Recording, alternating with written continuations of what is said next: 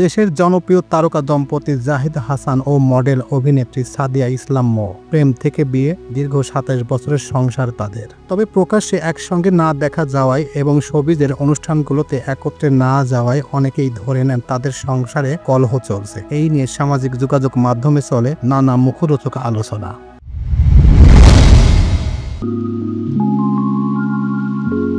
সম্প্রতি এক পডকাস্ট অনুষ্ঠানে এসব গুঞ্জনের সরাসরি জবাব দিলেন অভিনেতা জাহিদ হাসান। তিনি স্পষ্ট জানিয়ে দিলেন, আমরা সুখেই আছি, সংসারে কোনো সমস্যা নেই। জাহিদের ভাষায়, কিছু মানুষ আছে যাদের সব সময় কিছু না কিছু বের করতে হয়, তাই তারা গল্প বানায়, কিন্তু বাস্তবতা হলো আমরা খুব ভালো আছি। মৌ আমার সবকিছু দেখাশোনা করে, রান্না করে আমাকে খাওয়ায়।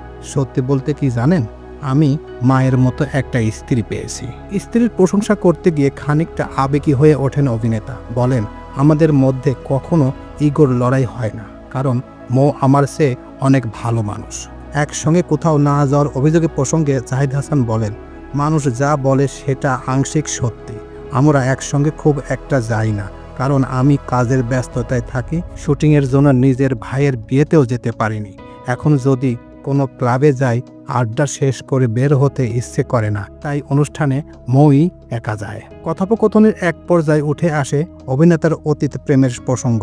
জাহিদ জানান, তার সাবেক প্রেমিকার কথা মৌ জানেন এবং মাঝে মাঝে এই নিয়ে মজাও করেন। জাহিদের ভাষায়, আমার আগের সম্পর্কের কথা পরিবারও জানে। একদিন মৌ মজা করে বলল, এগুলো ফেলে রেখেছো কেন, যত্ন করে রাখো। তখন ওর হাতে ছিল অনেকগুলো পুরনো চিঠি। অতীতে এক জনপ্রিয় অভিনেত্রীর সঙ্গে দীর্ঘদিন প্রেমের সম্পর্ক ছিলেন জাহিদের।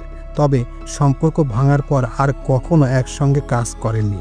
এখনো কোথাও দেখা হলে তাদের মধ্যে কোনো কথোপকথন হয় না। তবুও সাবেক প্রেমিককে নিয়ে কোনো কটু মন্তব্য করতে নারাজ জাহিদ হাসান। তিনি বলেন, তাকে নিয়ে কিছু বললে সেটা অসম্মান করা হবে। আমি তাকে একসময় ভালোবেসেছিলাম, আমার মতো সেও ভালো আছে, এটাই সবচেয়ে বড় কথা। জাহিদ মৌ দম্পতির রয়েছে 2 সন্তান।